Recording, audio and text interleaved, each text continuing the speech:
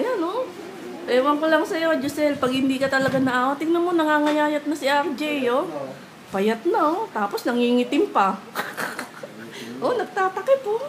Ayan, oh, nahihiya sa'yo, ayaw magpakita. Baka daw kaawaan mo siya, oh. Baka daw kaawaan mo siya, oh. Hala, ayan, oh. Laki, oh. Giselle, kaya kung may naiipong ka dyan, ipadala mo na. Ipadala mo na raw, parang awa mo na. Wala nagbibideo. Iwala ko si ano. Kaya Giselle, ayan ha. Kinuha lang ko si RJ para may katibayan ha. Ayan.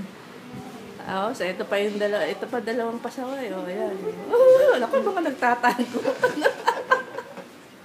No? Mga nahihiya? Bakit kaya? Ano, parang may mga halatang may mga kasalanan tong ginagawa tong mga to eh, oh. Mga nagsisipagtago eh, oh. Eh naman, nagtatago, pareha sa mga nagtatakip ng mukha, oh. Pero kanina, oh, no, ikaw tinatanggal yung takip. Oh. Tapos siya, kuha.